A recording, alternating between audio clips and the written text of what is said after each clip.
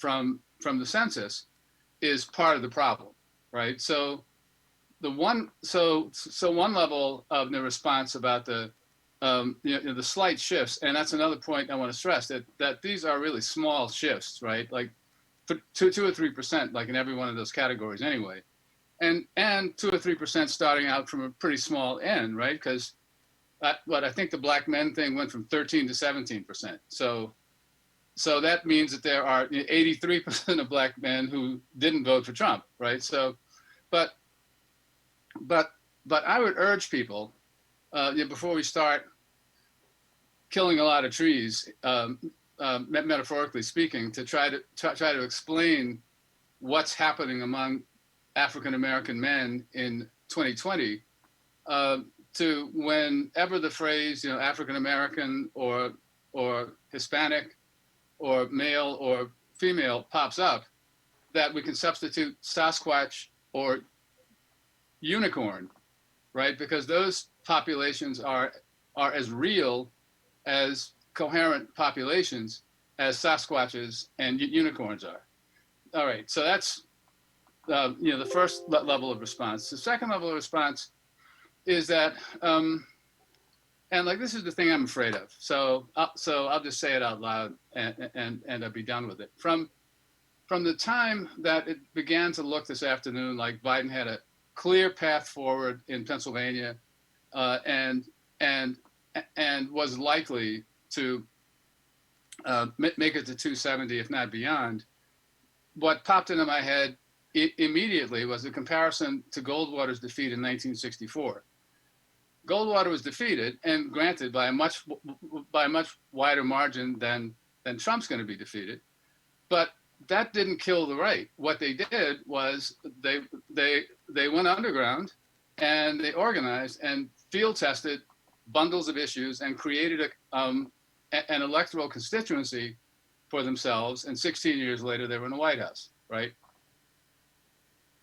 We may, and this is something I've been saying for a while, may have gotten to a point at which neoliberalism is really no longer, is reaching a point where it's no longer capable of delivering enough benefits and security to enough of the population to be able to legitimize or to continue to legitimize itself as a nominally democratic system. If that's true, and I'm thinking more and more that it is, I mean, not just based on the US, but as we look around the world. I mean, I don't know how many people in attendance tonight noticed that the newly elected president of Bolivia was attacked with dynamite by the right-wing opposition at a party meeting today, right? Well, unfortunately, no one was hurt. But, what's happened in Brazil, what was still ongoing in Bolivia, what they've been trying to do in Venezuela, Hungary, India, Poland, right? And I would include Boris Johnson in the UK. All these movements communicate signs that as a nominally democratic order, neoliberalism may be on its last legs, right? And what would put it on its last legs is that there are probably only two ways forward. One is authoritarianism, and the other is steps toward open and aggressive pursuit of social democratic policies. That may be where we are. And the fear about Biden all along, and this is my last statement, is that, well, I mean, I joked with some friends that, this is probably a joke that only people who of you know something about the last days of the Weimar Republic will get, but the following formula: Pelosi plus Biden plus Harris plus Obama equals von Papen, right? The last pre-fascist prime minister in Germany. The thing is that the real danger for us now, I mean, now that we've, that it seems like we're going to dodge the bullet of a second Trump term, is that after 4 years of a Biden-Harris presidency, or even 8 years of a Biden-Harris presidency, that doesn't address any of the yawning concerns of the great mass of American working people will ultimately set the stage for a more competent and more effective and more dangerous version of Trump. Yeah, Thank you, how close was that at 6 minutes? Thank you, Dr. Reed, for such a critical response as it relates to neoliberalism and where our two paths are. I will now pass it on to Marissa to present the next question. Thank you guys so much for being here and for that very thoughtful response, Dr. Reed. So our next question is, Trumpism has generated divisions within the Republican Party over the last 4 years. Specifically, we saw a split between Trump Republicans and never Trump Republicans, and also some economically conservative independents coalescing into the so-called Biden Republicans. While Trump has brought many factions into the Republican Party, do you believe the Republican Party has fundamentally changed as a result of Trump? Where do you see the future of the party in the post-Trump era? And what role do you think Trump will have in the party moving forward? Well, thank you. Thank you so much for the question. And I think the two first and second questions are interconnected in my own view in this way, that Democrats spent $1.1 billion looking for Biden Republicans and ended up with one candidate. Right. It's a lot of waste of money. Right. And it's partly because neither party wants to get at the rot. Remember that wonderful line in Hamlet, something is rotten in the state of Denmark, as said by a worker. Something is rotten. And what's rotten in the American empire in hate sack. Predatory capitalism that's been rationalized and legitimated first by neoliberals for the last 35, 40 years, but then with the neo-fascist emergence under Trump, in which they pushed out the establishment in the Republican Party and became outright tied to big money, outright tied to big military, with a white supremacist and a male supremacist face, beginning with Mexicans, black folk, I'm going back to my summer car after this. I want to do a race, but then I'll go to my summer car. Muslims and others. And the attempt then, and with even escalating paramilitary groups that we have to talk about as well. So that what has happened now is that the Republican Party has been Trumpified, which is to say it has become the neo-fascist wing of the ruling class, still tied to the financialized version of a predatory capitalism with Wall Street in the driver's seat and the Pentagon militarism still hidden and concealed. So the rot is hardly available to our fellow citizens in public discourse. There's no serious talk about the role of Wall Street. There's no serious talk about the militarism, the 53 cents for every dollar that goes to the military industrial complex, and the war marketeering that's going on, and the thousands of bombs that are being dropped, and the drones and so forth. But then the neoliberal wing, which was viewed as the sophisticated wing, that's the wing of the pundits, that's the wing of corporate media, that's the wing of normalized discourse, it begins to implode, to lose its legitimacy, as Brother Adolph is talking about, and to lose its institutional capacity. Even if it had the legitimacy, it isn't clear that it can deliver anyway, because the state has been hollowed out when it comes to serious delivery of social programs. It hasn't been hollowed out when it comes to military work. No, that military dimension of the state has been expanded over and over again. And our fellow Republicans, including members of the squad, often still vote for military expansion. They're in solidarity with even the Trumps on that issue for the most part. Bernie cuts against it. But the Democratic Party itself has moved so far to the right that it has lost its legitimacy. And so many of us said we got to vote for the mediocre, milquetoast, neoliberal centrist because he's better than fascism. A fascist catastrophe is worse than a neoliberal disaster. Now we got to come to terms with the neoliberal disaster. That's where we are now. And when it comes to then everyday people, poor people, working people, 140 million living in poverty or near poverty, their needs hardly ever addressed in the public discourse with both wings of the ruling class going at each other. So you do have this dissensus and conflict within the ruling class. And then within Trumpified Republican Party, you have relative conflict, but he has triumphed. And now that he's maybe gone, we shall see, there's going to be some new ones because the same conditions are in place.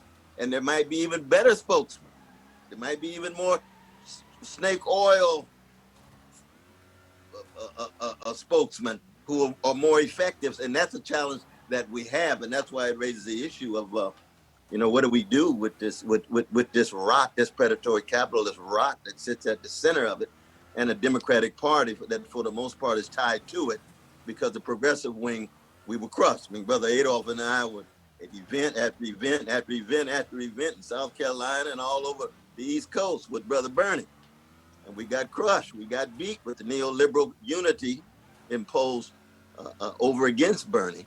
And we'll have to see where we go. Well, thank you so much. Definitely agree with everything that you said, and I think that was really important to discuss. And I'm now going to pass it on to Emily for our next question. Hello, everyone. My name is Emily. I'm the other co-organizing director with Penn Justice Democrats. Once again, we want to thank all of you for being here with us, especially Dr. West and Dr. Reed. So our question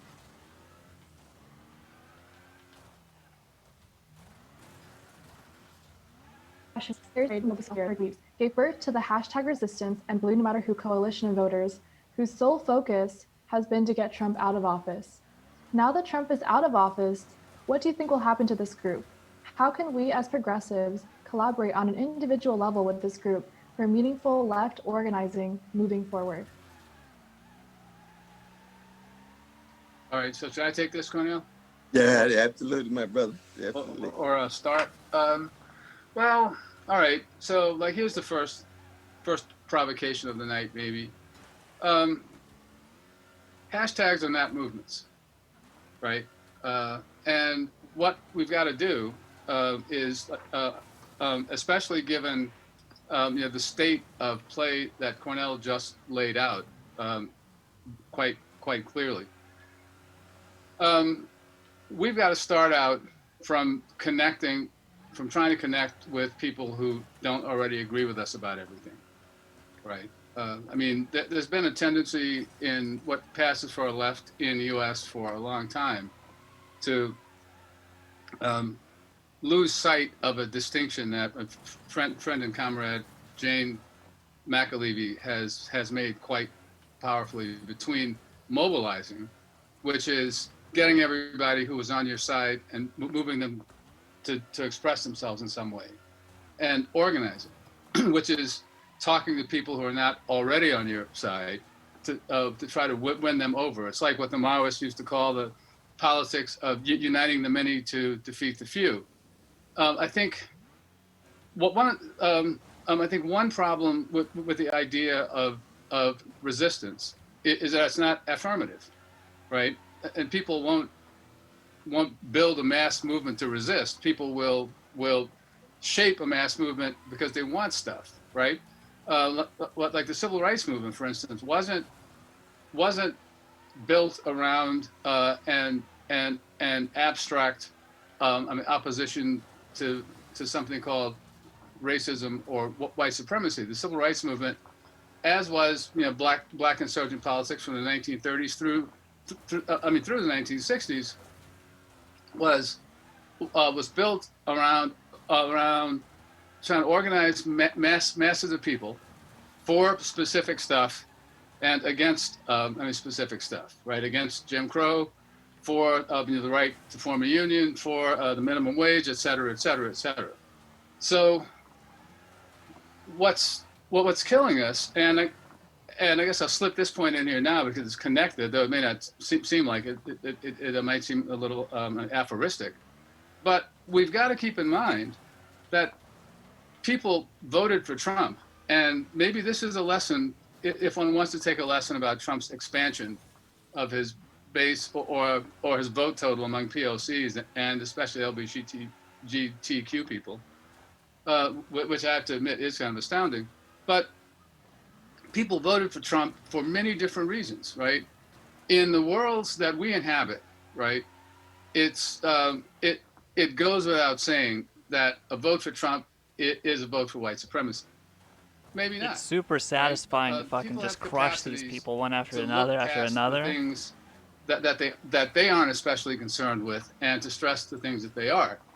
If you know that the Democrats have given you one horrible trade agreement after another that takes your job away, that they've the tech giants have contributed to the immiseration of big swaths of the working class, no matter what color, right?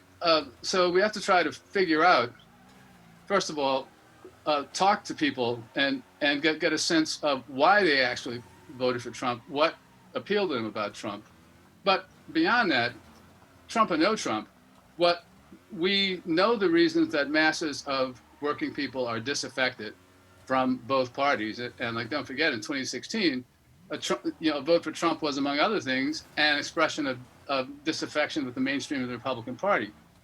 So what we need to focus on going forward is really what we were doing through the Sanders campaign, right? Trying to build a popular base around issues that working people found exciting, right? Like, I mean, Medicare for all. For instance, you remember in more than 20 consecutive primaries, Medicare for all was a big winner, like in the exit polls, even when Bernie lost, even in South Carolina, where Clyburn or Biden cleaned Bernie's clock. Still, a majority of Democratic voters said that they preferred Medicare for all. And in our work down there, we had more than 18,000 South Carolinians, mainly black, mainly working class, signed pledges saying that they would prefer to vote only for candidates that support Medicare for all. And when people started talking among themselves around the significance of a public good framework for government, you think, well, yeah, I mean, healthcare ought to be available to right or to all as a right, but so should higher education, and so should decent housing, et cetera, et cetera. So we can't let the way that the corporate media and the talking heads, who, as Cornell also pointed out, aren't talking to us, like they're talking to Wall Street and the neoliberal policymakers. It makes you a bigger target.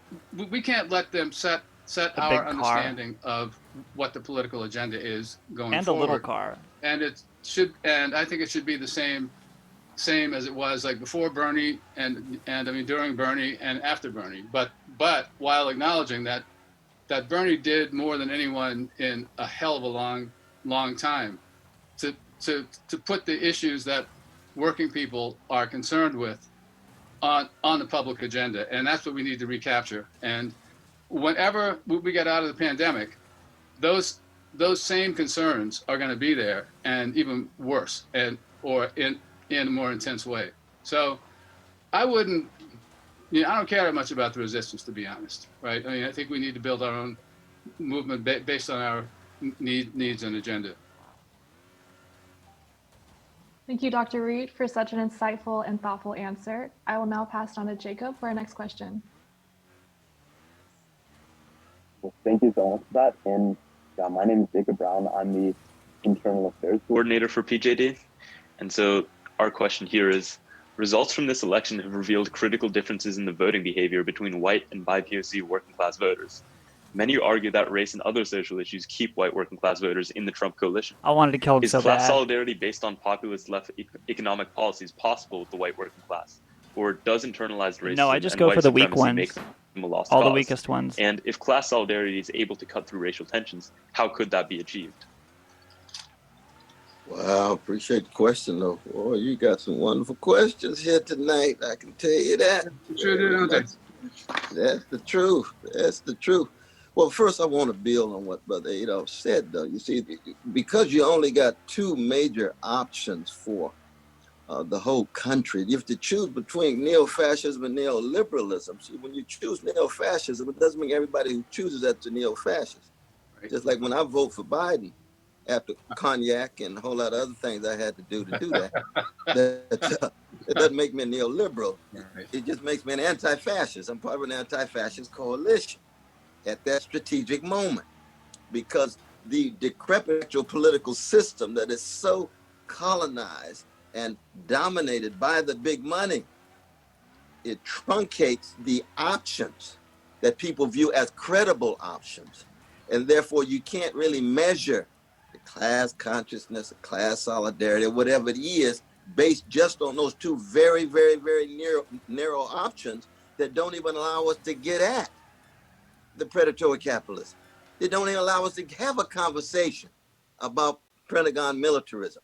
No conversation about U.S. foreign policy and 800 military units around the world and bombs being dropped. I mean, that's why Obama could act like he was a peace president and he's dropping 22,000 bombs every year. 563 drones in 8 years. No talk about it at all on the corporate media, so that we Here's want a to be regular very, very race. cautious. We want to proceed very carefully when we talk about the racism of so-and-so or the lack of class solidarity, because we don't really have circumstances under which we could really see what is going on in the hearts, minds, and souls and dispositions of our fellow citizens. Now, we know, I mean, America is a deeply white supremacist society. We know that. We know it's patriarchal. We know it's homophobic. We're not adding nothing. We know it's transphobic. You know, you got regional conflicts and so forth. But I would try out this hypothesis, and you all tell me what you think. I think that in addition to those, I think one of the driving forces behind the neo-fascist option generating so many votes, Play my summer car after this race. Attempt that people have for the arrogance. How's that cider? Dude, I might drink a beer. Christopher Lash talked about this in the revolt of the elites right before he died. So what happens is you get a highly professionalized class that speaks to itself, that presents the truths of itself to the larger society. And if you don't jump on that bandwagon, they figure something's wrong with you. Right. And you got folks who watch Fox News. You got enough racists and sexists and xenophobes and anti-Jewish and anti-Muslim and anti-Mexican to go around. Don't get me wrong. But you got a significant enough. You said we can't stand that kind of haughtiness and condescension as if they have some possession of the truth just because they went to Ivy League school, just because they talk in a certain way, just because they act in a certain way, just because they go to the same kind of cocktail parties and have the same kind of affiliations and connections. They live in their own little world, their own little silo, and present the truths of that silo as if they're the truth for everybody. Only 32% of Americans even go to college. Right? You got over 60% that ain't never even set foot in a college. And yet their lives are just as precious as all the lives in the Ivy League and the other and so forth. So that we can't lose sight of that particular feature as a way of trying to get at what we need to take a stand on. And for me, it's a moral and spiritual issue, which is to say, any talk about any kind of identity, racial, gender, national, sexual orientation, if it's not grounded in moral integrity and universal solidarity that puts poor and working people at the center of their vision, is just another form of what Brother Adolph has been teaching us for 40 years, class politics. And so identity politics in that way has to be measured by something deeper than simply itself, and measured by something more deeply than what the pundit class presents itself as being on the progressive cutting edge to make the class hierarchy and the imperial hierarchy more colorful, with all the talk about diversity and equity and inclusion and feeling so good about themselves. They on the cutting edge because they're so concerned about everybody else. Quit lying. That's not the case. You're not committed to abolishing poverty.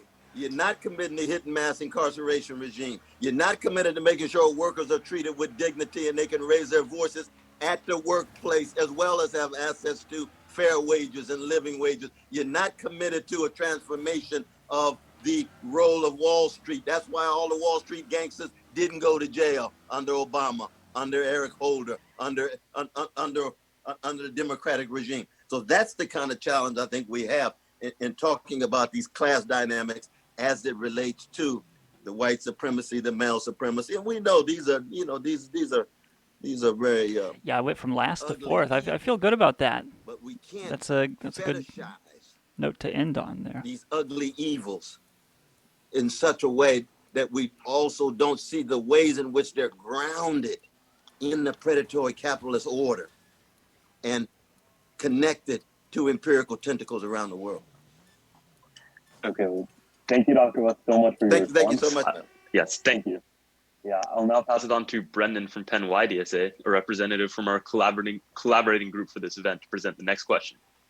It's a very good game. I love Thanks so this much, game. Jacob. And thank you, Doctors Cornell West and Adolph Reed, for being here. Thanks so much to Penn Justice Democrats for inviting us to co-host this event. As Jacob said, I'm Brendan. I'm one of the co-organizers of Penn DSA along with Tom Finelli and Sarah Shaman. And the question we'd like to ask you today is, how can we pressure the Biden administration to pass populist left policies towards an ambitious and transformative agenda, especially when the administration is facing a divided Congress and a 6-3 conservative majority in the Supreme Court? Yeah, that's another very good question. It is. Very good. Look, I'll say this. Even putting aside the divided Congress and the 6-3 reactionary dominance of the Supreme Court, we've got to keep in mind that the left was defeated. I have Dr. West going. I had him going. Now it's me. It's just you and me talking here.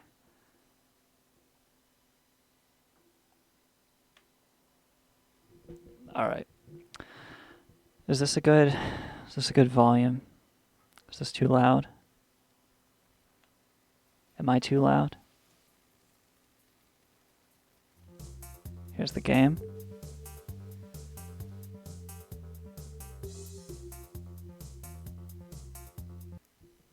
What about this? Is this too loud? This is no gain.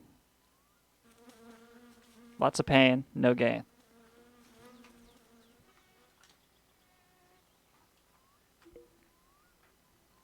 All right, let's see here. The police are going to be here, aren't they? No, not this time. All right, I need a shower. God, it's so creepy that you can't even be home or the police might fucking get you.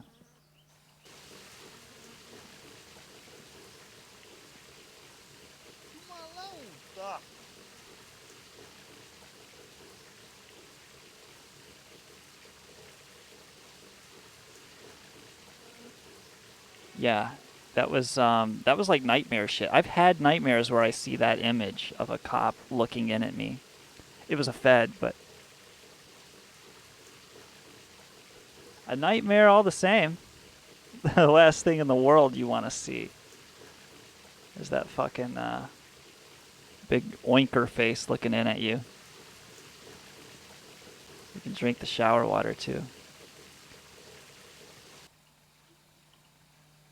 It's easier just to drink it from the faucet. All right.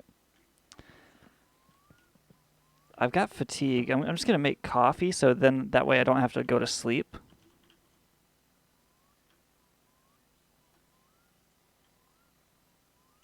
Because it seems to be the going to sleep part that triggers the police to come. Yeah, they have like detective mustaches. That's true. Like fucking blue chips.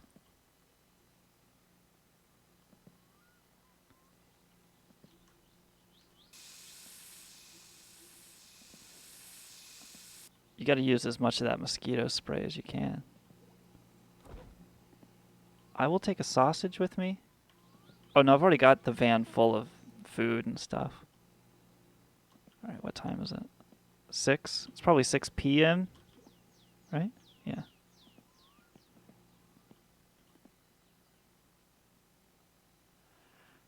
They modded a mop in. If I should download the mod and get the mop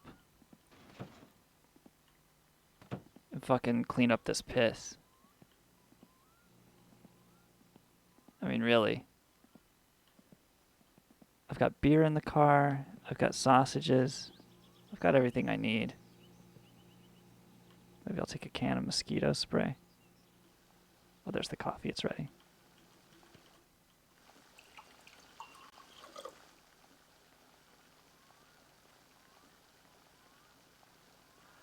I guess that, yeah, once you've pissed, it's there on the floor for good.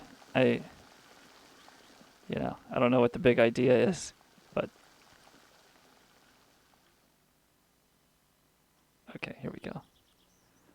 I mean, that looks like my kitchen floor in real life. Oh, this poor van. I just got my cigarettes. It's got my Kill You journal in it. I've got the bucket and all my bottles.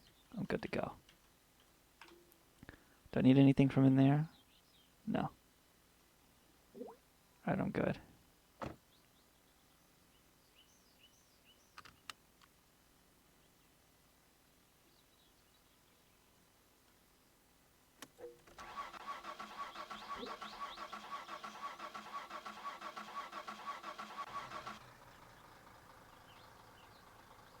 Yeah, a lot of the features just seem so ridiculously shoehorned in. And I was thinking, like, you could get a UTI because they have dirtiness and they have urine. And if you got, like, a UTI, you could, like, never quite clear out your urine. That would be a good consequence of too much dirtiness, besides the sound of flies buzzing around your head.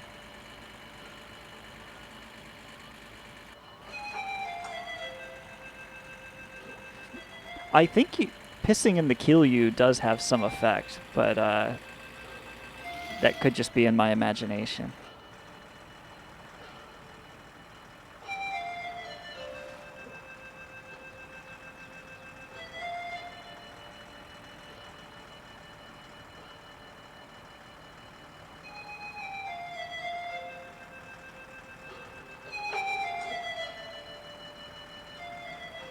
Yeah, they get upset. The bus driver, he might kick you off, I think. I've pissed on almost everyone by now.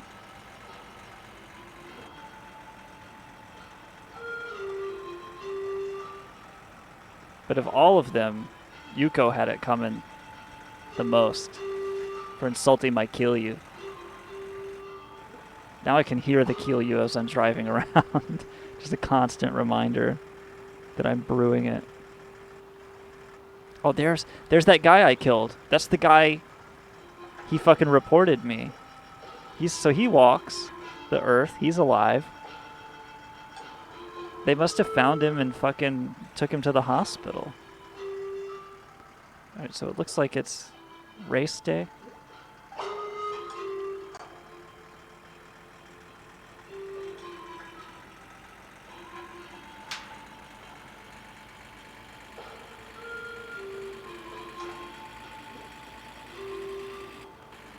Yeah, that was him for sure. That was the guy I fucking hit. He's even in the same spot on the road where I hit him.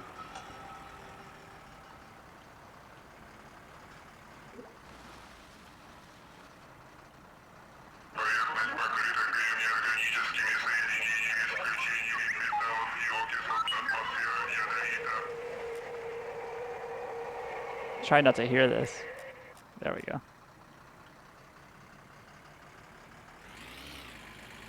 And I'm gonna look one more time for that fucking suitcase.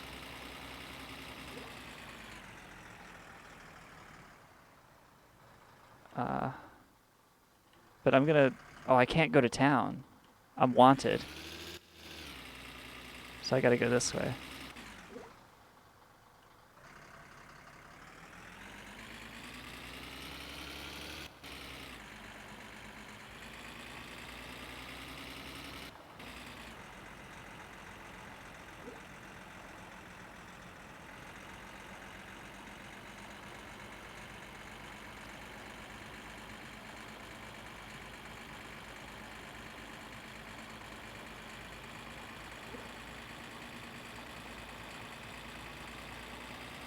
There's firewood guy.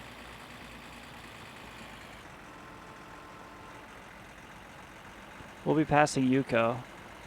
I'd like to pour this fucking Kiryu on him and just make it burn his skin off. Oh, I hear the train. Is it coming? No, I'm good.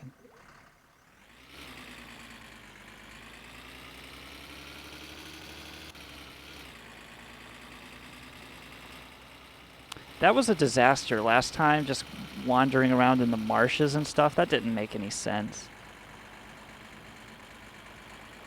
I'm gonna search like the more obvious places first, before resorting to that. Like, I went straight to the craziness.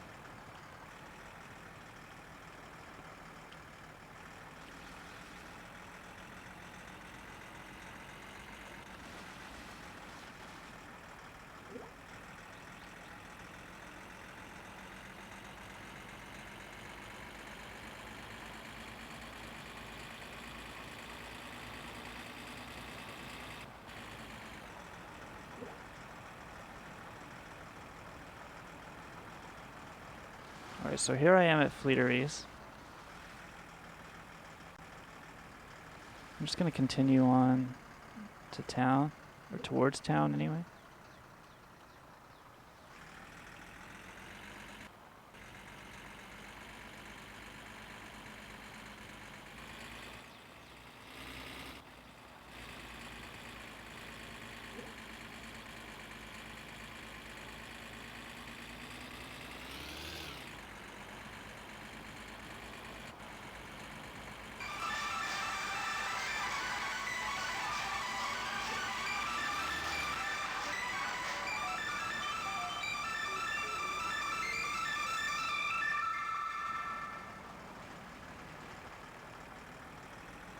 You can go fast on this back road. Are you tired of blowhards attempting to co-opt your anonymous movement? Oh, this guy says I can become famous in the chat. The Anonymous Security Club today and start enjoying the benefits of Anonymous without compromise. You can buy followers?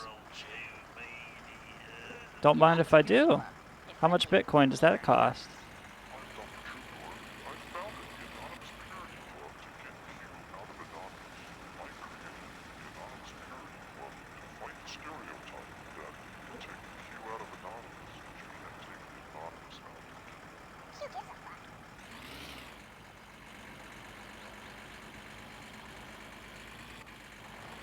I was hoping to see Fleeteries open so I could grab the couch out of there. But I will, I'll try back later. What's that down there? Is that just water? At click.ru. Yeah, man, more Russian insanity.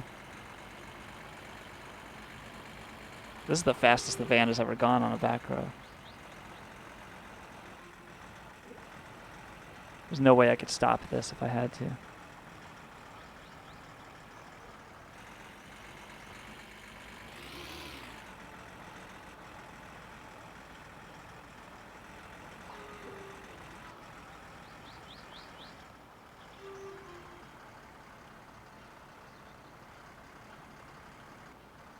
Oh shit.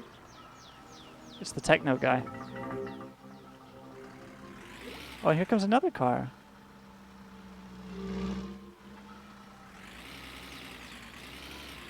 Okay.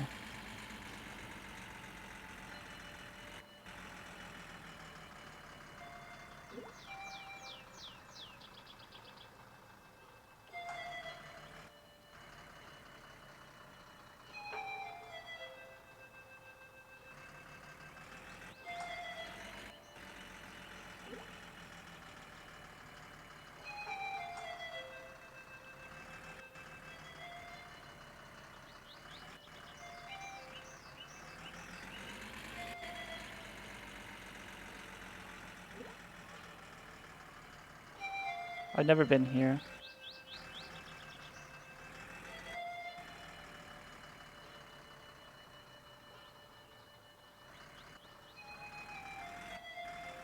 What is this guy?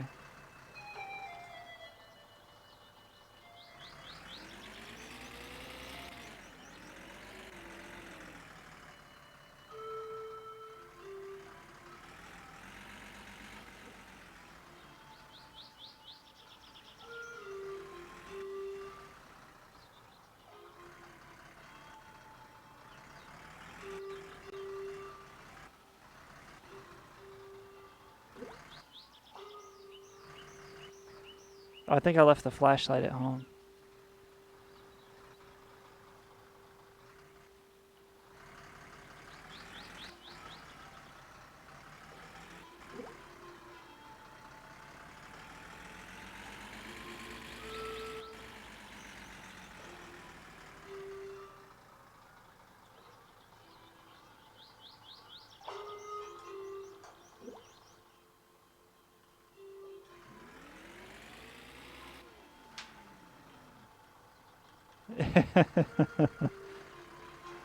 Oh, yeah, you were there when they fucking killed Tamo. That's right. Yeah. Just thumping away on that techno while the man lays there getting his head all squished up. I might have to get out and walk.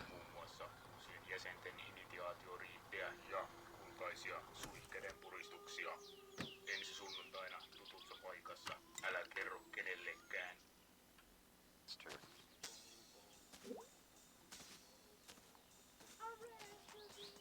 Oh, it's a good song, though. Yeah.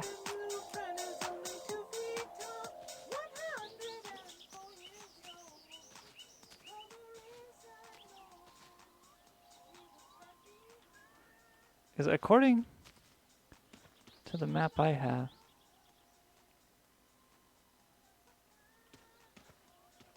the road should turn off to the right. Oh, but then immediately hook right again. I can never really tell like what this map is supposed to be saying.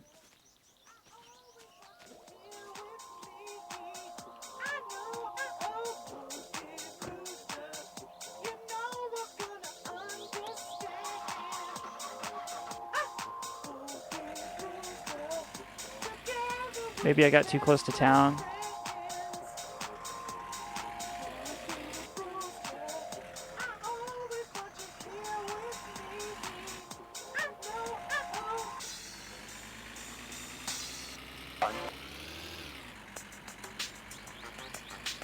Jyhmikö päätä ja vaivaako armoton kankkunen?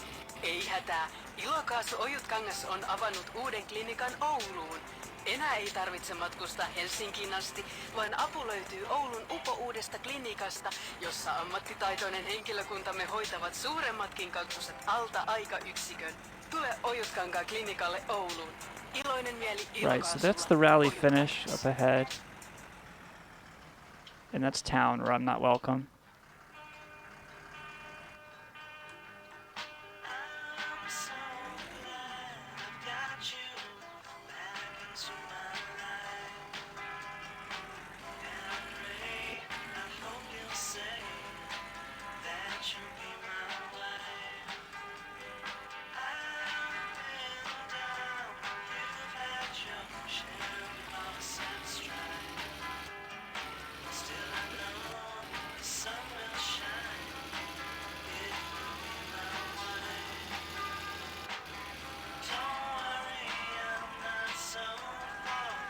Is Finland actually a ridiculous nation?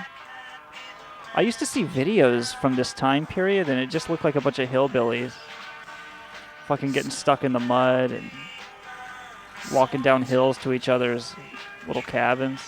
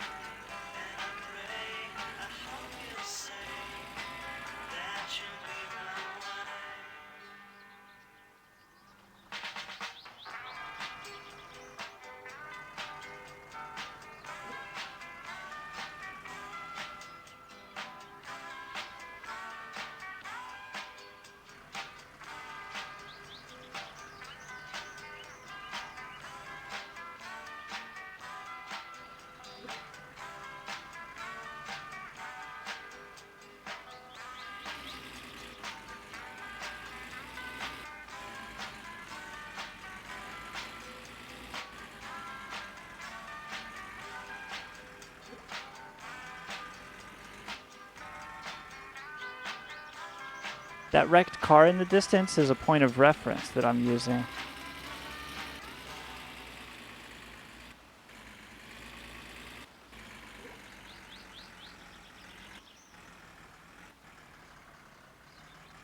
Are you sick and tired of the Obamacare website? There are better ways to actively neglect your health, and Liebel Schroeder Insurance is here to help. We offer better coverage than our competitors at a more affordable rate, granting you access to the best doctors in the world. Ladies and gentlemen, Dr. Ekstrom H. Trudeau. What can I do for you, buddy? I hear you're sick. You got a problem with your balls, is that it? He told me you got a problem with your balls. Lay down. Whose wife do I gotta bang to get a child around? You know what I'm saying? I'm talking about impregnating somebody and her just shitting it out 9 months later. You can't afford children. Instead of minimum enrollments, there is a maximum number of employees we are willing to help. And drug testing is not only mandatory, it is added onto your bill each year. We don't give a fuck about your employees. We are just here to make money. Oh, it's not your balls. I should be like right on top of it. I did not realize that Finland was former Soviet Union. That kind of makes sense, though. It does have that. This looks like DayZ, you know?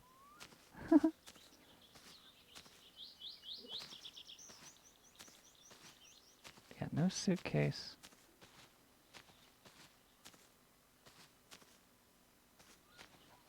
I feel like it's really obvious, like I must be missing it. Somebody told me that if you give him a 6th ride, it disappears.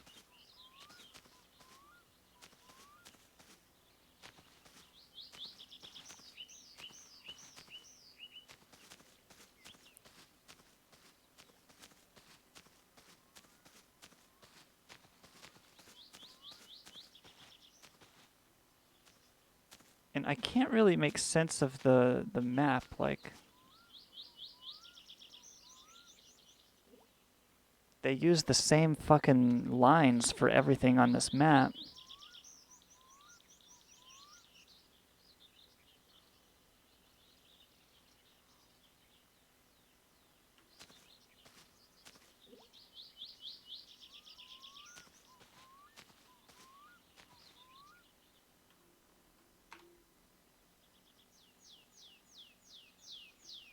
Drucker Incorporated. Make terror your new reality. Yeah, I'll look it up Take real quick. Terror Max today. Just gonna do a little Terramax research. lets me see beyond the horizon, showing me new enemy threats I never thought possible. Did you know there are alien government contracts to farm us for human organs? With Terramax, I know.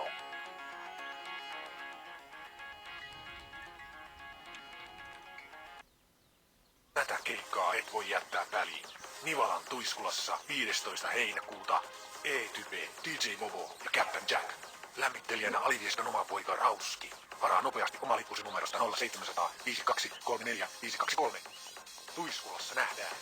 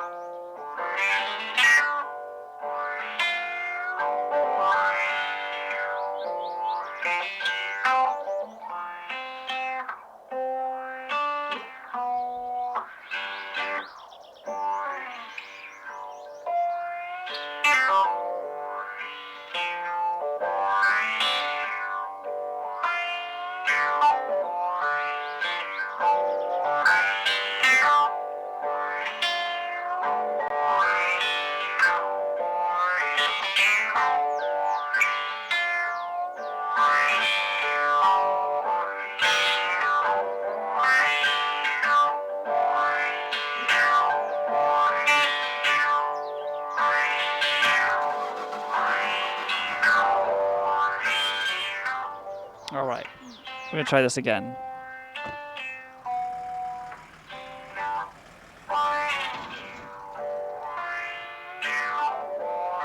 If I'm coming from town, should it be on my left?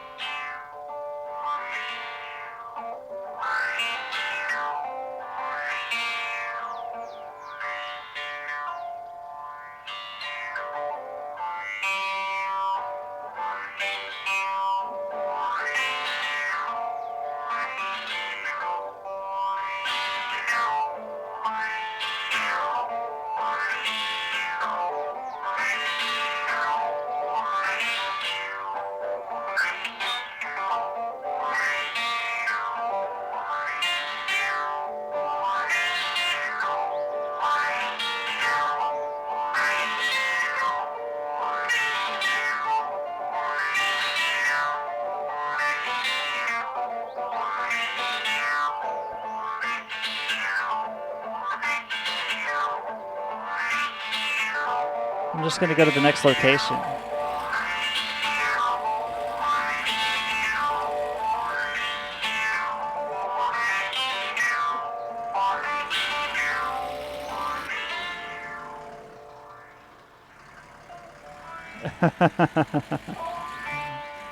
Nodding in the van.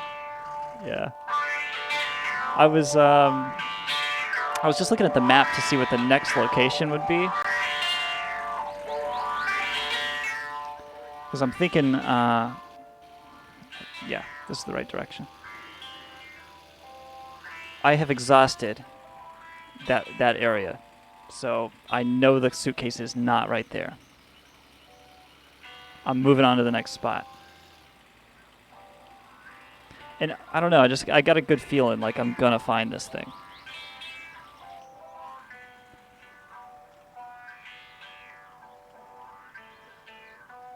Need a beer though.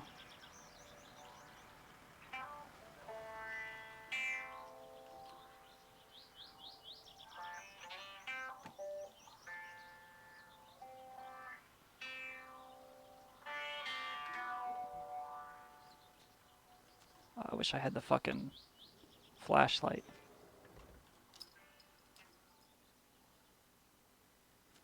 Yeah, I guess I don't have the fucking flashlight. Shit. The economy keeps moving. That's the Leibel-Droker guarantee. I was a lumberjack until the coronavirus took my legs. Dr. Troubadour said it's no big deal. But now I got cyborg legs. Nothing to worry about. From Leibel-Droker. Get out there and keep the economy going. That's what's most important. Insurance wouldn't cover it. Our lives are expensive. And we make the economy, make a dollar, keep us going. Keep the engine going. Keep that economic engine roaring. It's uncertain. Fueled by the bodies. Burning in the crematorium. That's the Leibel-Droker promise.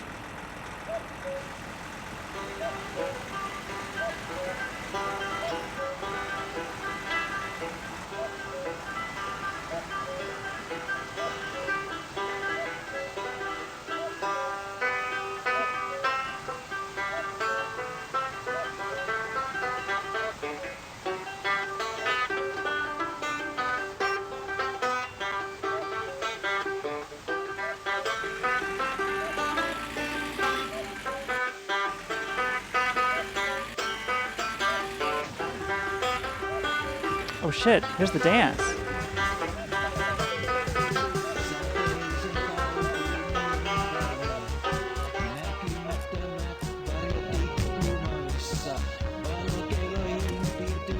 Oh my goodness.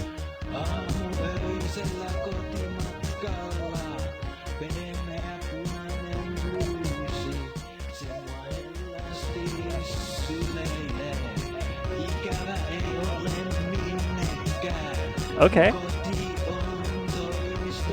Oh, wow.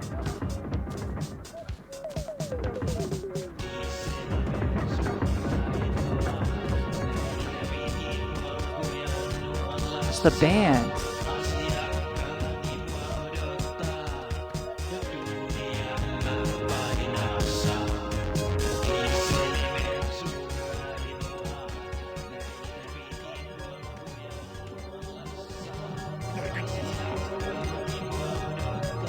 Oh, he's got the watch. Is that the watch?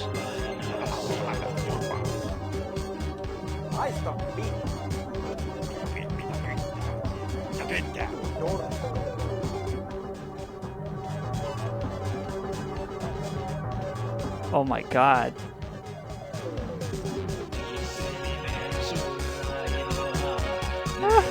That's the guy I killed. He's fucking wasted.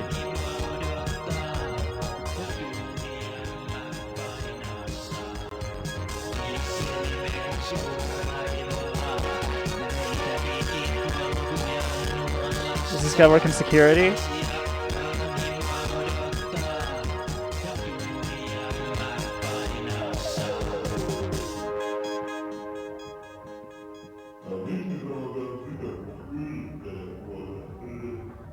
Was it called an entrepreneur for stress? Sudden residual tax death syndrome.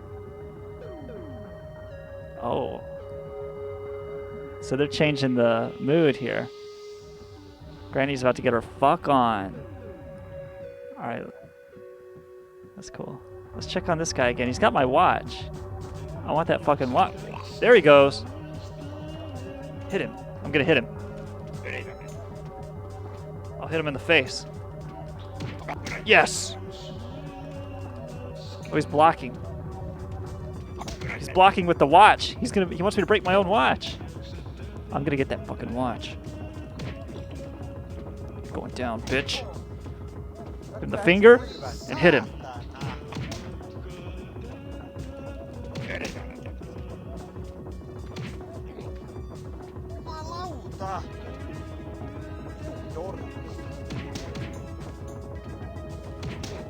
Oh! Oh no, he knocked me out.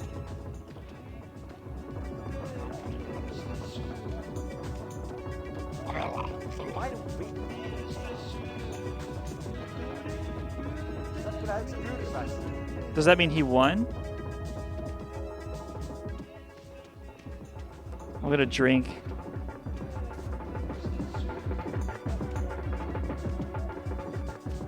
I'm gonna drink and then I'll come back and fucking beat his ass.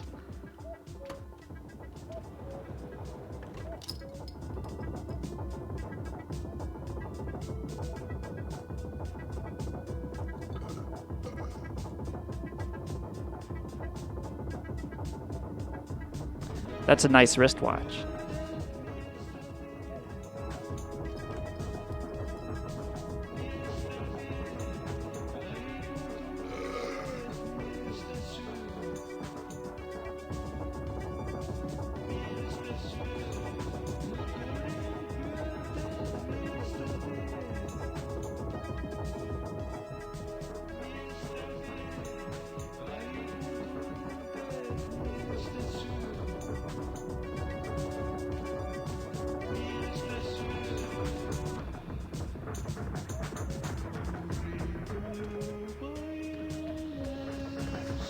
Alright, dude, I'm gonna fucking knock him down. It says you gotta punch him in the face.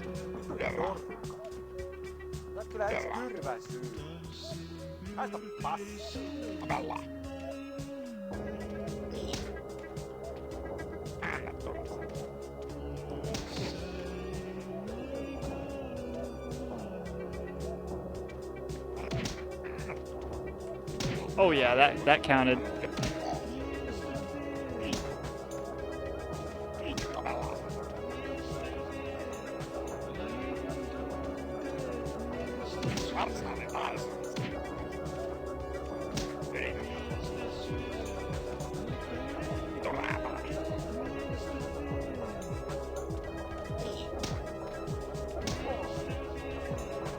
I'm fucking beating his ass.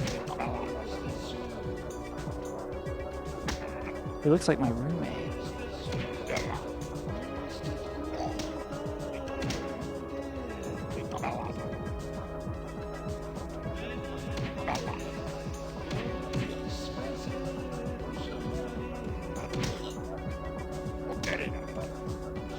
Is this even a fight? When does he go down?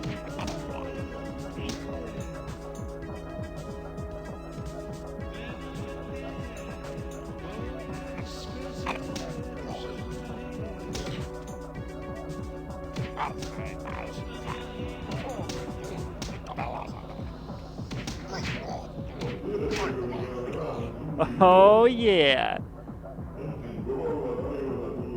Oh, there's the watch.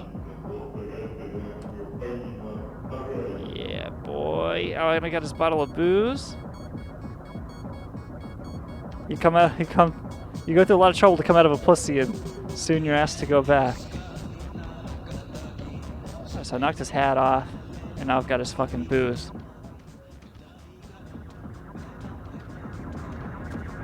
It's awesome. I've been trying to get that wristwatch for so long. I just didn't know what to do to get it.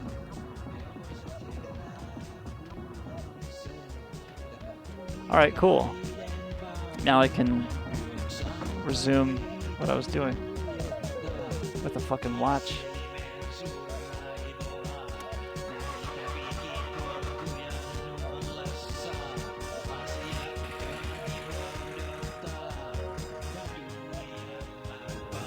Yeah, humiliated that fucking piece of shit.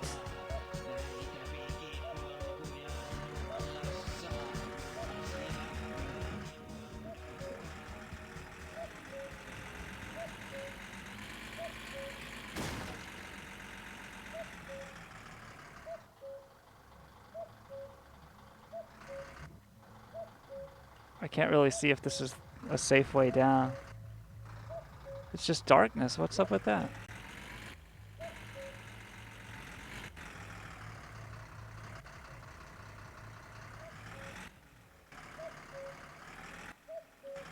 Maybe this is the water's edge?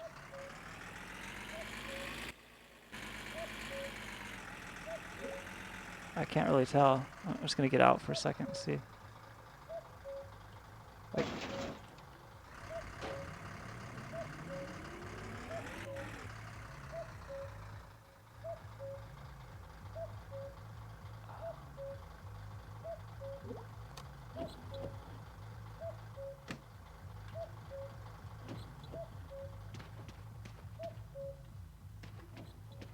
oh yeah, it's like a tree line or something in the way. Okay.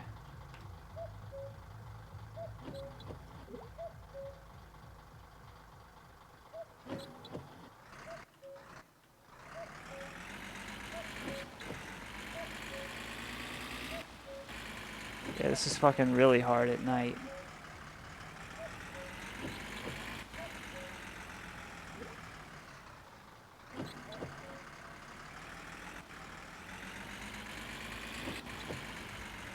But I just feel lucky. Like, I beat that guy's ass.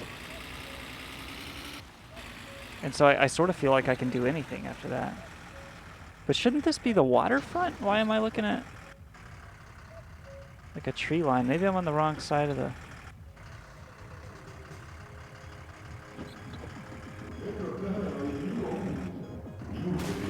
If I could see the road again, that would help.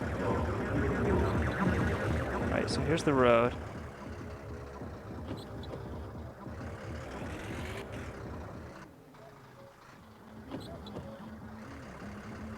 And there's the dance house. Let me look at my watch real quick.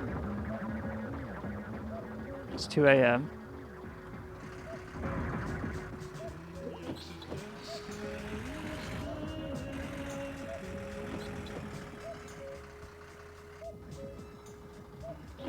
There's that dude, he's asleep. All right.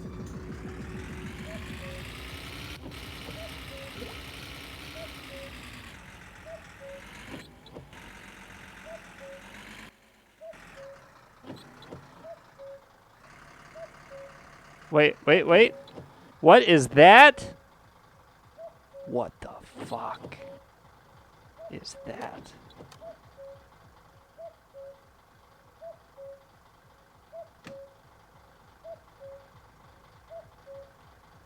Yeah, that's it. That's it.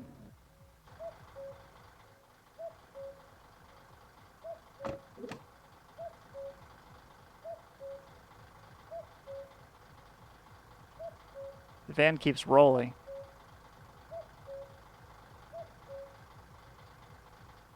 All right.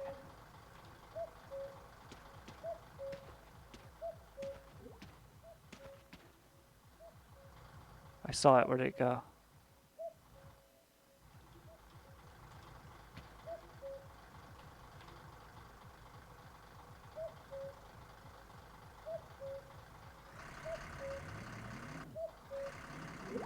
There it is. There it is. Yeah, dude, this is like finding something in Elite Dangerous. All right, I'm gonna get it, and I'm gonna run.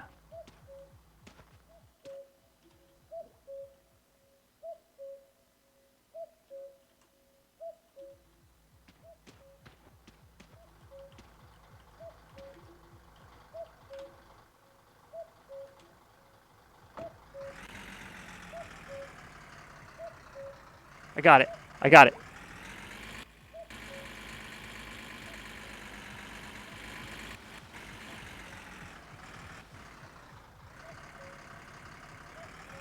I got it.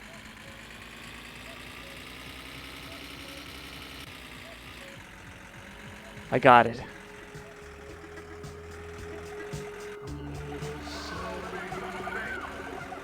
Wow. I'm going home.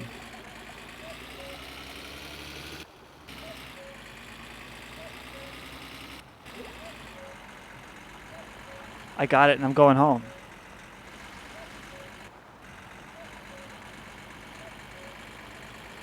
It's not really safe to go home though, is it? I'll go to Fleeteries. And I'll sleep there.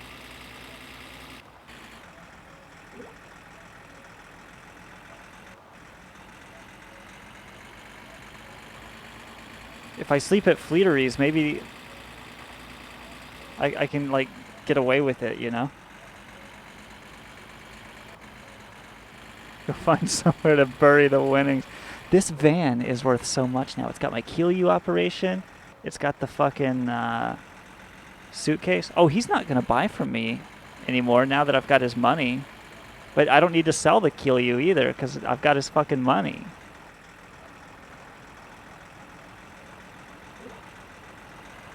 This is huge. Alright, I made it to Fleeteries. I'm gonna try and sleep here.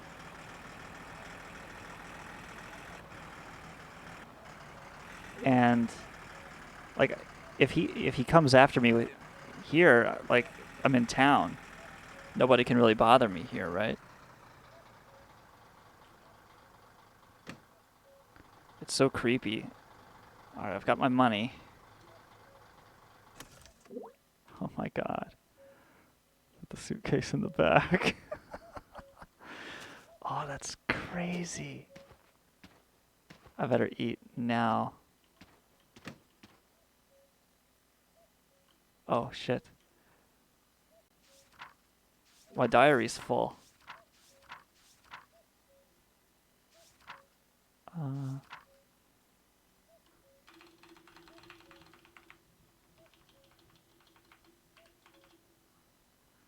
Dear diary, today was normal. Nothing unusual happened. Why? Okay. Alright, it's starting to get morning, so that's cool. Oh, I see my sausages back there.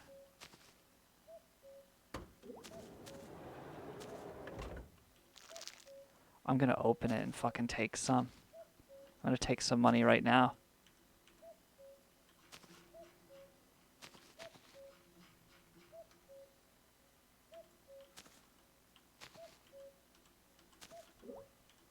Open it.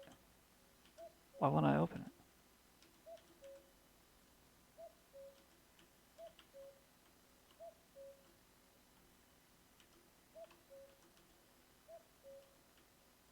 Do you know how to open the suitcase?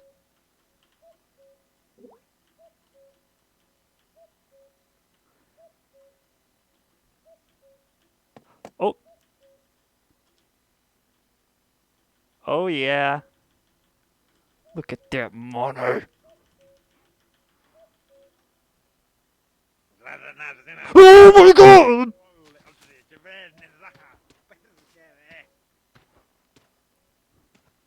Oh my god, he caught me. What do I do?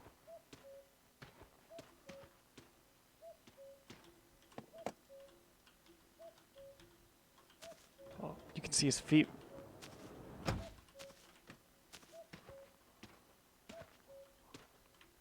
Oh my god, he's coming for me.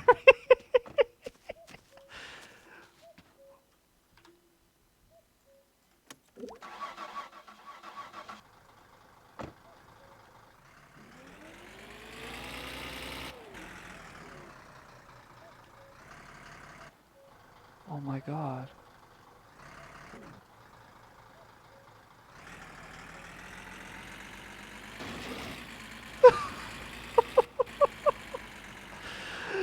Oh, I don't know what to do. How do I get away from him? Is he just gonna keep coming after me now, like Michael Myers?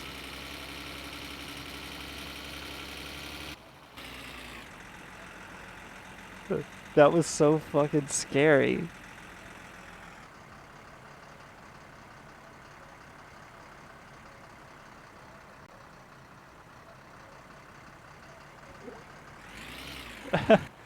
Dude, nobody in town likes me. The police are after me. He's after me. I don't have a place to sleep.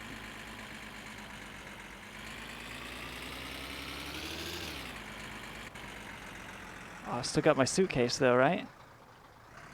Yeah, I put it in the back.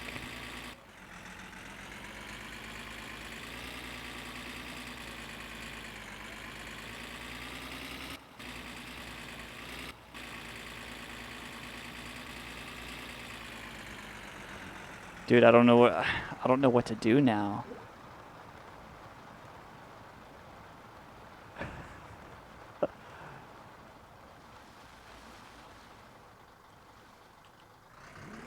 It's almost morning. I'm about to fall asleep.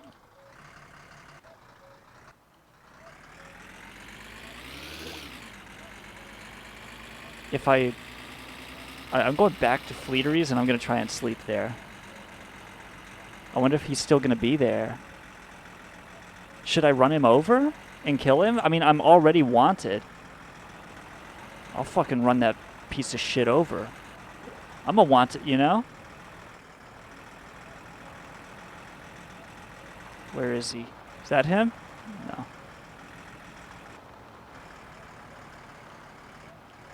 That's what he gets for fucking insulting my Kiryu, though. I feel no remorse. I worked hard on that shit. Where is he? Oh, that guy's awake. Maybe he saw all that. Oh.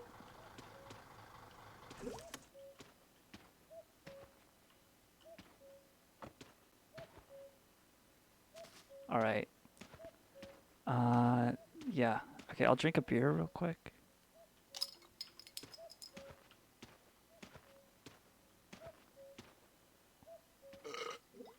And I'm just gonna sleep here.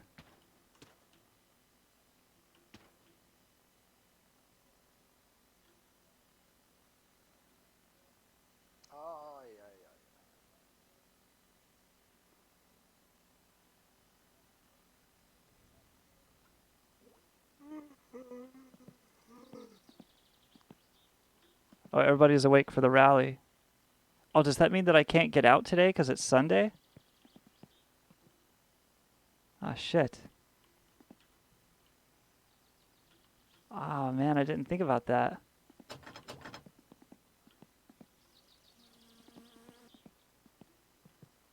Oh my god. Alright, there's gotta be something to throw through the fucking window, right? Like a tool, maybe? Oh no. Oh, the sofa. I can throw the... Wait, what is this?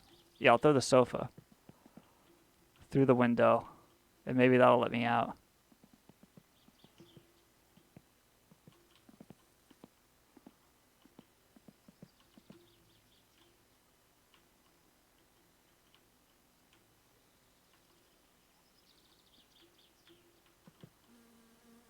Oh, fuck. I'm stuck. I didn't think about it being Saturday night.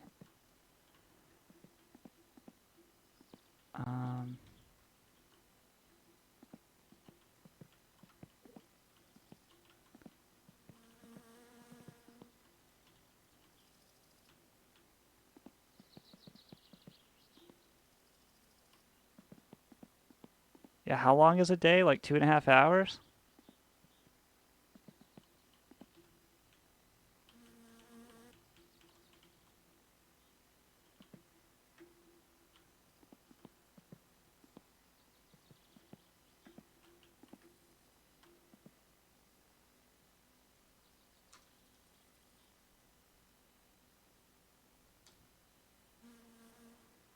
At least I've got his money.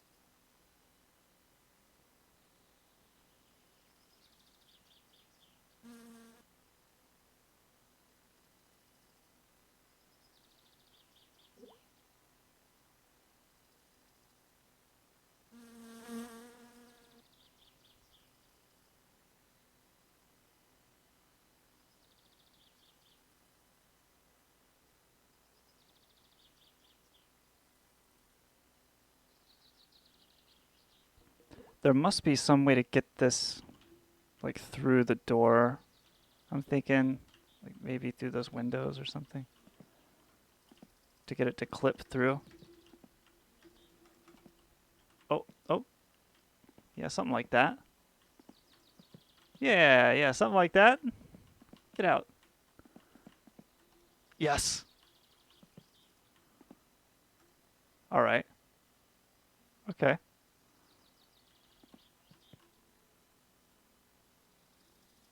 Yeah, and then I can sleep on it. Oh, here comes the rally.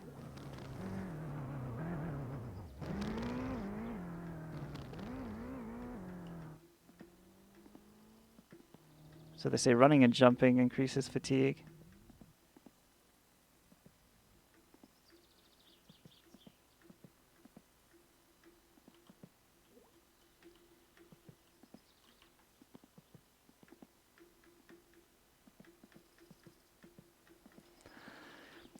Uh, is that guy gonna keep hunting me, or what happens next? Do I get away once and then I'm cool? He was pissed. I mean, he was right sore about it.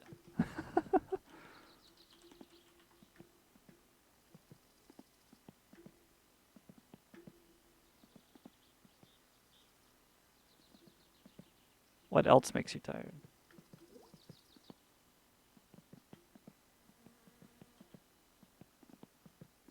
Just running laps?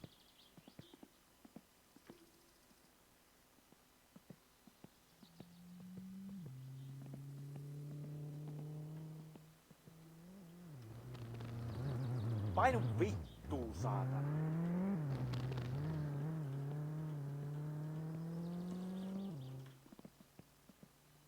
I'll get to sleep soon. And it'll let me sleep on the sofa, and then I'll wake up outside.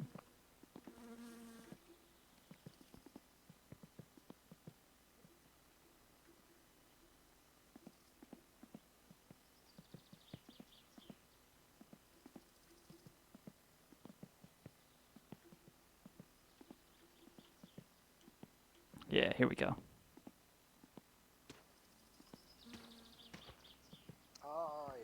I love how this this game mechanics are. Cool. Now I'm out. And I don't see that guy anywhere. He's not looking for me anymore.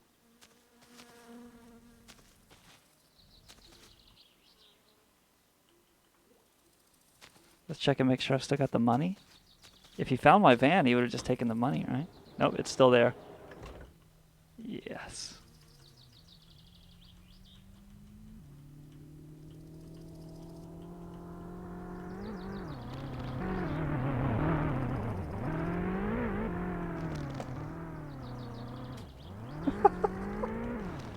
He'll have to kill me in front of all these people.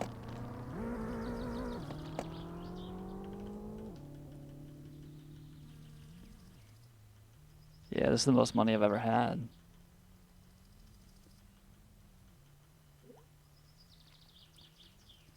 So now I can tear down the motor and buy all new parts, all performance parts, and really fucking get a working car going here. All right, that's enough of that.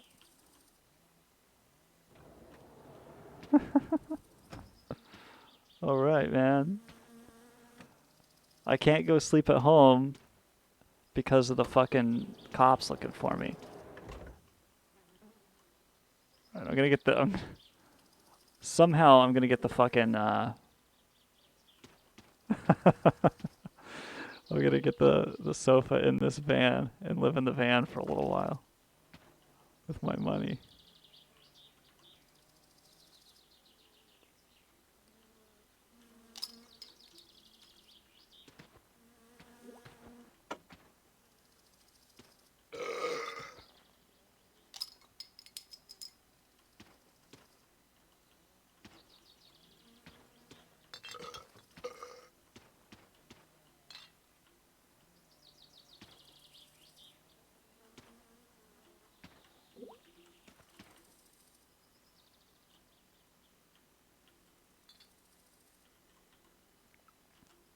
You know, if you're gonna live in the van, it doesn't have to be so trashy. It can be, you can romanticize it a little bit. It doesn't have to be this miserable experience. You can still be tidy. You can still live like an adult, just like you got a house. Yeet, what's up, baby? He's back. Oh, dude. Dude. Stay the fuck away. Hey, Yeet, I hope that guy doesn't fucking come after you with an axe in the middle of the night. So what do I do about this guy? Do I beat him up?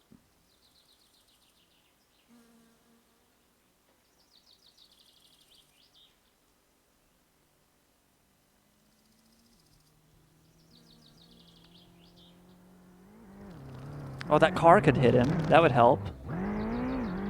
Oh, I'll drag him out into the fucking rally race.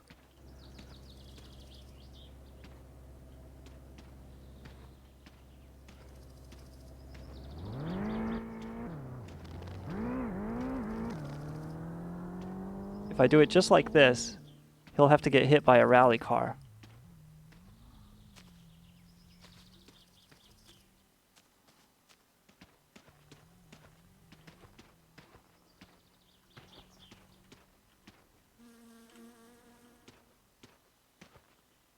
Follow this familiar taste of your fucking favorite drink. You piece of shit.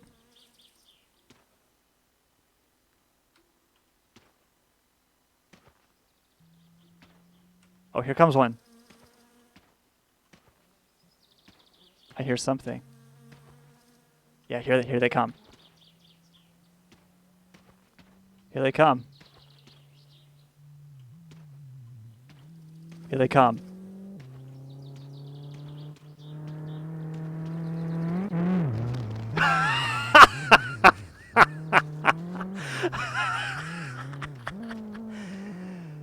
Oh, what happened, bitch?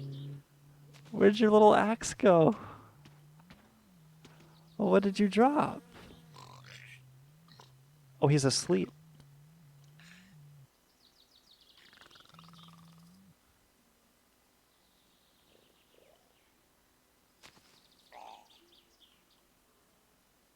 All right. I know what to do with this guy. I'm gonna lay him in the road and let another car hit him.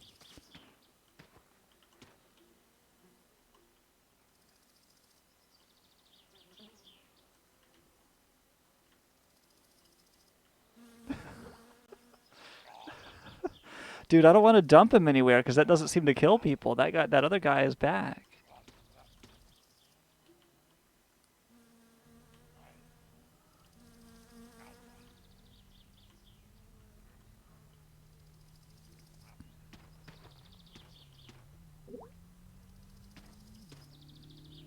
Oh, here comes a car.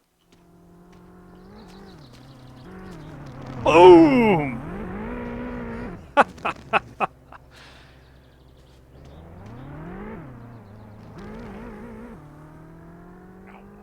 He's still alive. I want to go get his axe. Let's put him back in the road again. In the road again. I just can't wait to get... Oh yeah, this way they'll hit him in the head, right? Let's put him in the middle.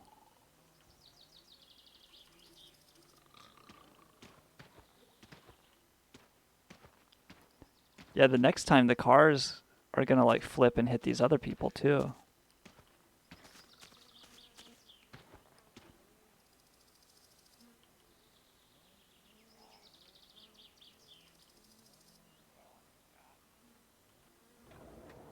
Whoops. You see what we're doing here? We're making the couch level. So it sleeps better. Just gotta get all this crap out of the way.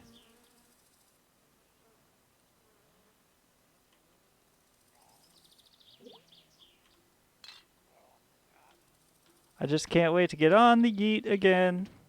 Now let's see if it closes.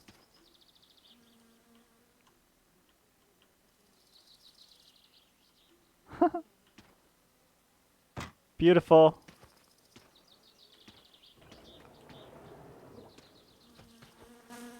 Let me see if I can find his axe. I feel like it might have gone in the bushes, maybe.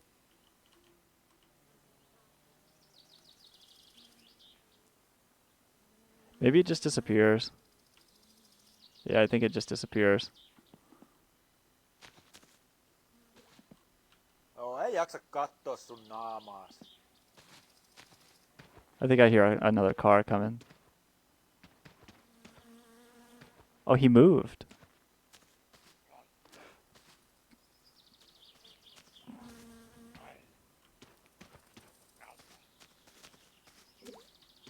As long as he's knocked out like that, he can't hurt me, you know?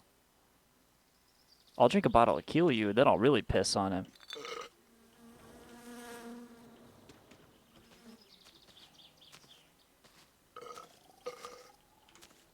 Yeah, take my piss.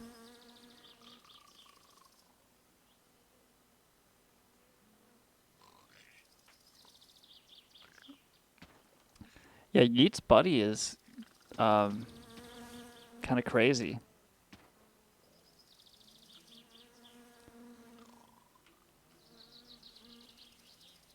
I'm going to wait for one more car to hit him. Look at everybody horrified. Oh, they know a car's coming, and they're like, look out. Here it comes.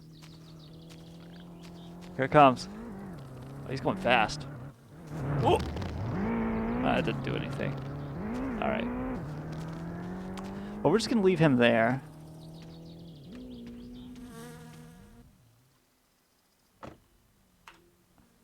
Oh, sweet money.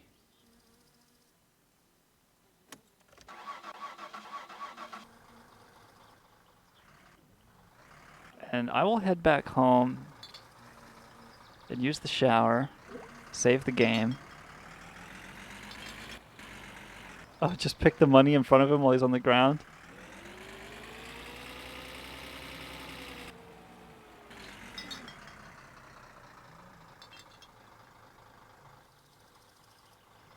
Oh, we get to see another car hit him.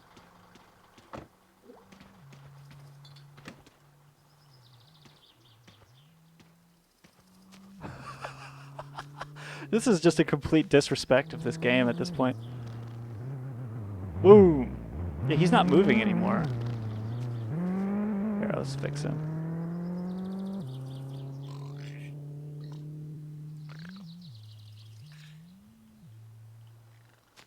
He's snoring, man. Or those are the death throws. They make that snoring sound when a body's dying. All right, so he can see me picking the money. Or he can hear it, you know? Subconsciously, he knows I'm doing it.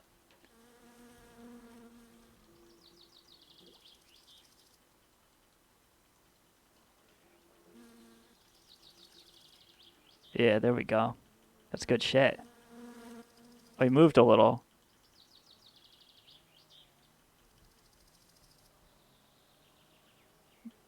I hear another car coming. Everybody's looking. I'll pick the money until the car gets here. Yeah, I'm so rich. This is the most money I've ever had in this game.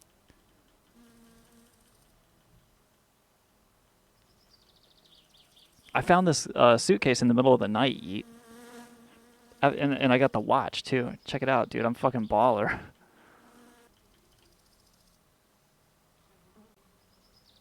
Says it's 8 a.m.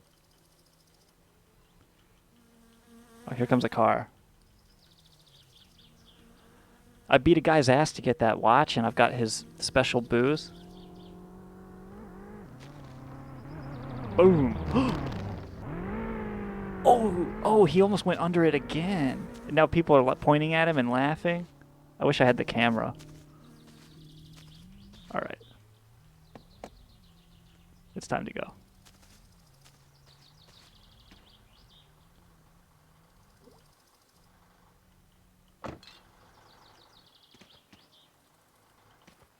Do I have everything? Yeah, we're good. So this is the best day I've had yet in my summer car. That you take your Terramax and use 420 Chan as the toilet for your mental musings.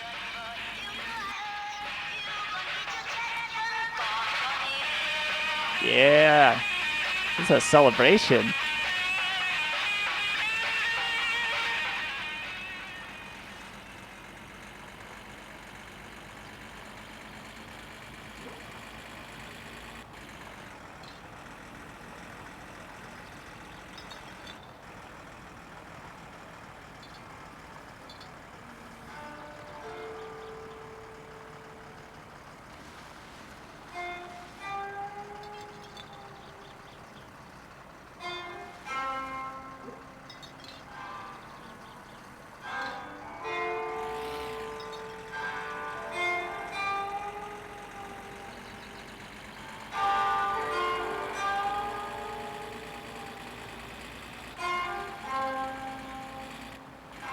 So if the police stopped me at a checkpoint, like a sobriety checkpoint, that would be bad for me too.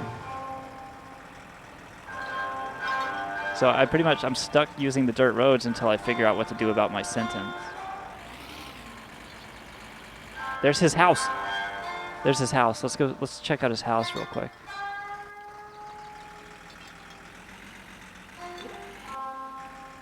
There's the litter that I left at his place.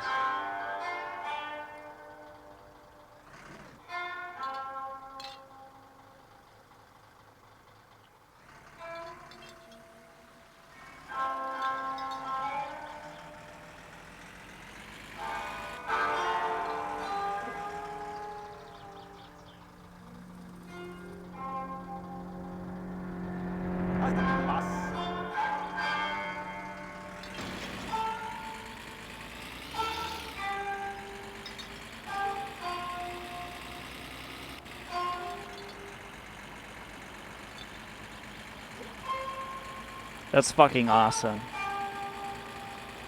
I'm loaded.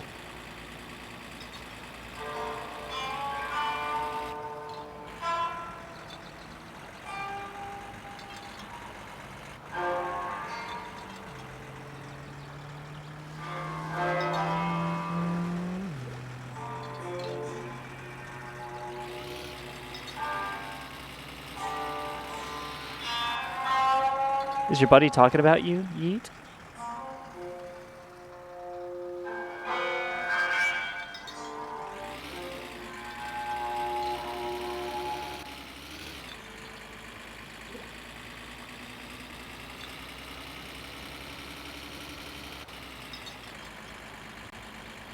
I'm just going. Vapaamuurareiden salainen vuosikokous ensi sunnuntaina. Asialistalla muun muassa uusien jäsenten initiaatioriittejä ja kultaisia suihkeiden puristuksia. Ensi sunnuntaina tutussa paikassa. Älä kerro kenellekään.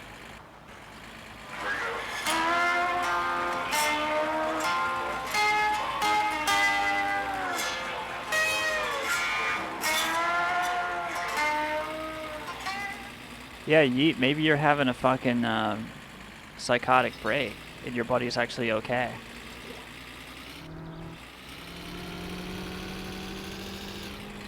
Do you know what gaslighting is?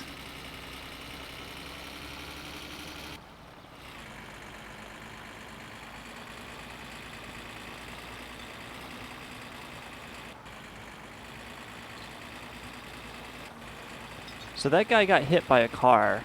He dropped his axe. He's knocked out cold. He belongs in the intensive care unit. There's no way he's gonna come for me after all that shit. Right? What does he do next?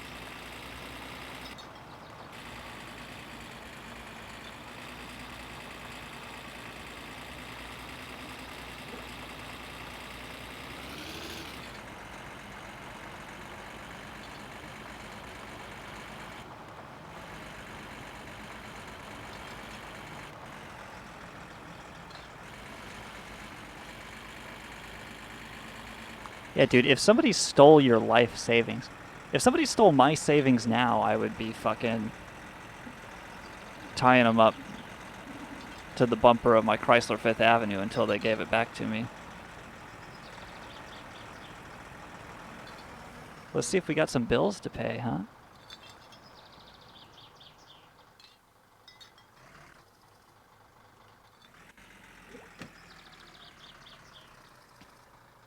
Oh yeah, we got bills. I'll pay them all. Oh, I'll buy the fucking computer, man. Yeah, I'll buy that fucking computer.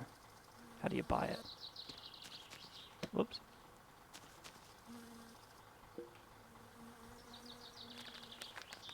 Yep. One computer, please. I'll take... Oh, I can't take that to Tamos, though. Because I'm in trouble.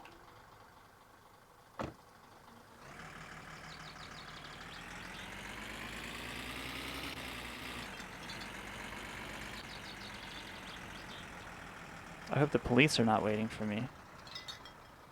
They are. Okay.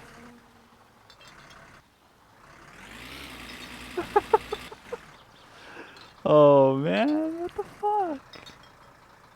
They're looking at me. Dude, what am I supposed to do? Hey, Yeet, you're talking ugly in the chat. You better quit that ugly talk.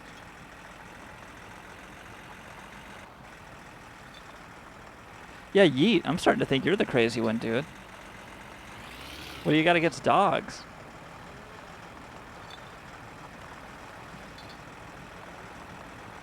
So how do I save my game if the police are waiting for me at home?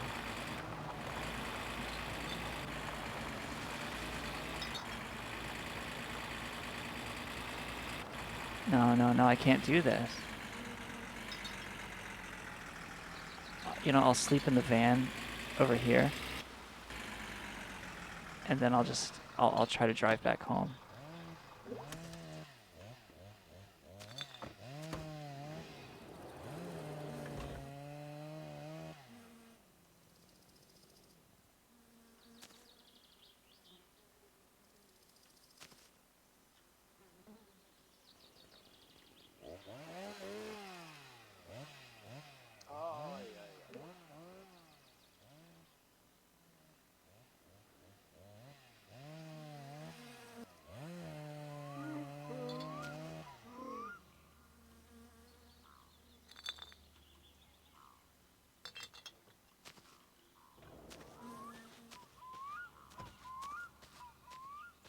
Still got my money.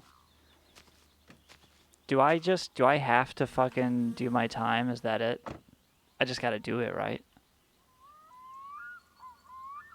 And then when I get out, I'll have my money.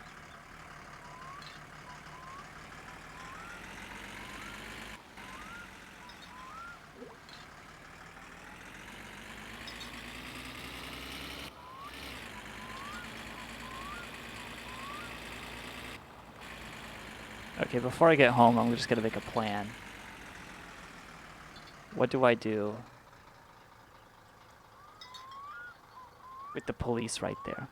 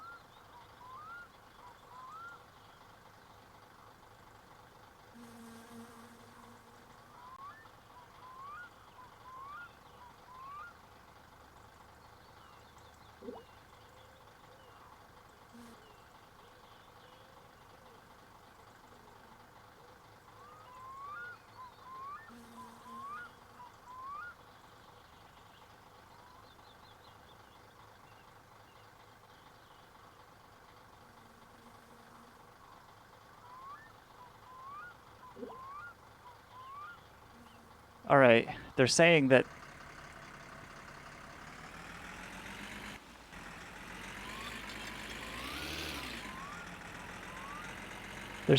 you just edit the file once you get in jail.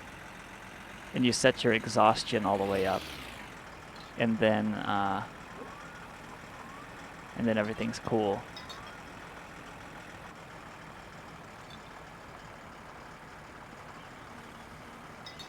And I'll be safe from him.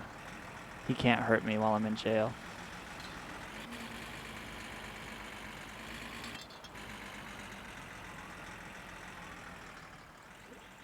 Yep, they're still here.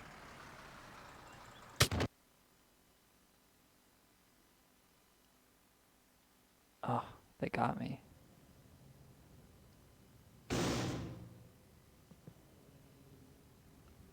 This is quarantine.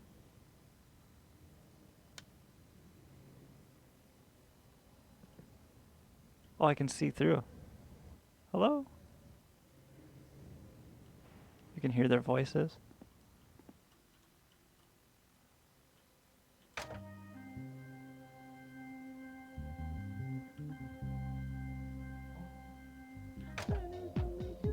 Yeah.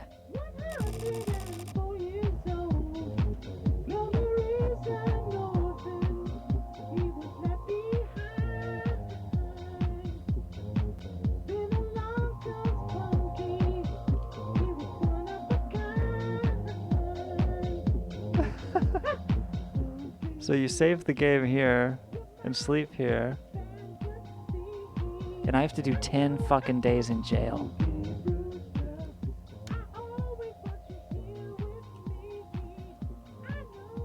And they come along and feed you and whatever. But dude, who gives a shit? Let me out. Okay. Are there any secrets in here? I don't think so, right? What's outside? Oh, it doesn't let you look outside. Where is the jail in relation to town?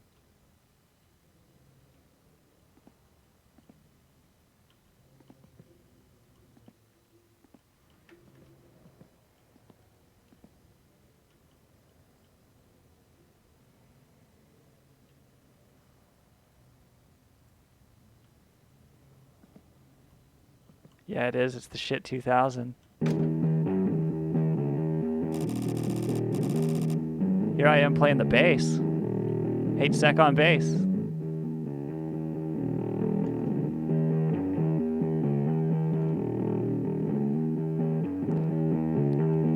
I'll run the guards out.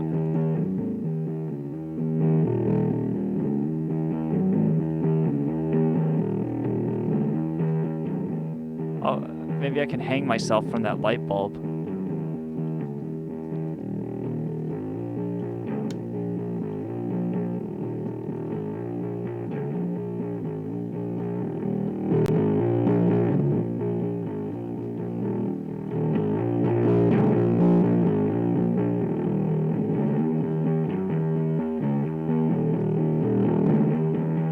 At least they give you a radio.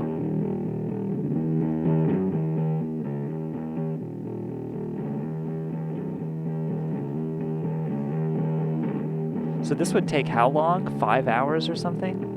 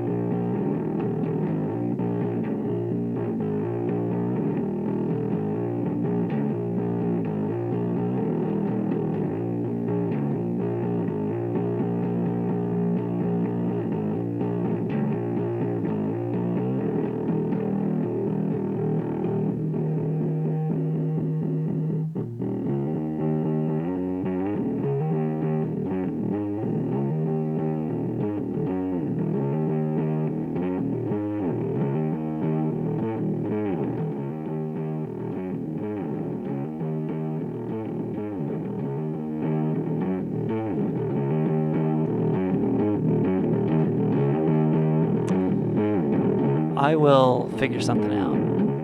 I'm not doing this 10 days. No, sir. I'm getting an attorney, and I'm getting the fuck out of here.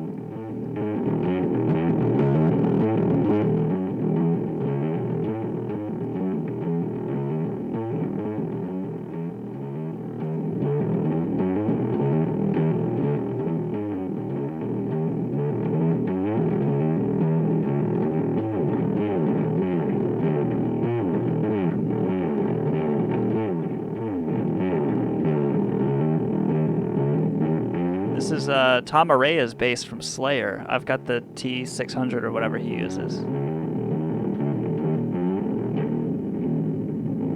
If you look at the bass player singer from Slayer, this is his bass that he uses. It's his signature bass guitar.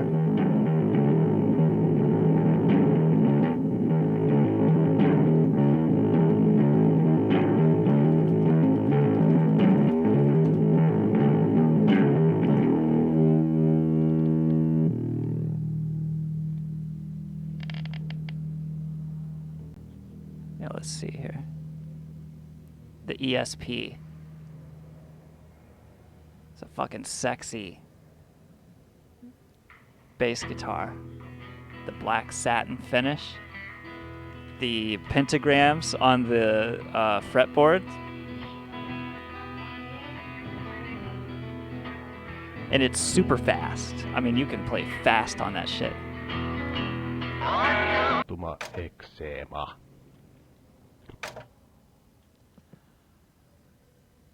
I'm trying to vibe and my friend won't shut up. Yeah, he doesn't get the vibe. He's on a different vibe.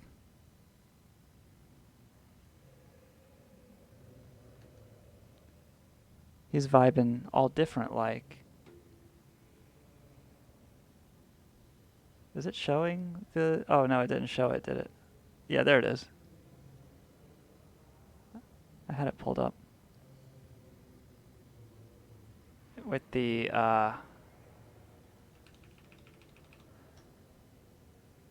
It's not the best quality image, but you can still see the pentagrams on the fretboard.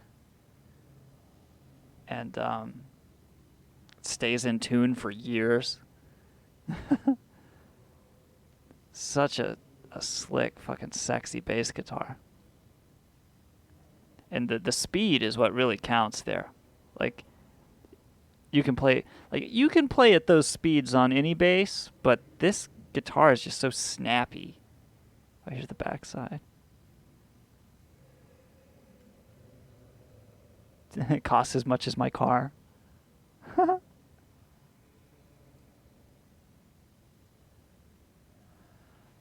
All right, so yeah, I'm calling it here, man, because there's nothing else to do.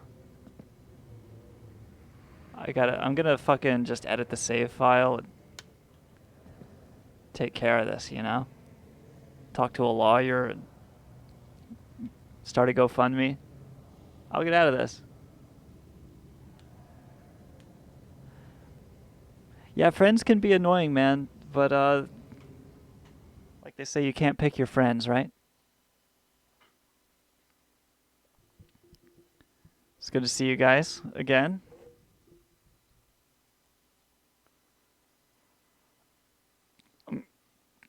I'm gonna I'll read about how to fix this tomorrow and then take care of it tomorrow night. Best day of my summer car yet. And I ended up in prison. I'm cool with it. I fucking deserve it, I guess. All right. Catch you guys on the flip. We'll do it again soon. Be sweet.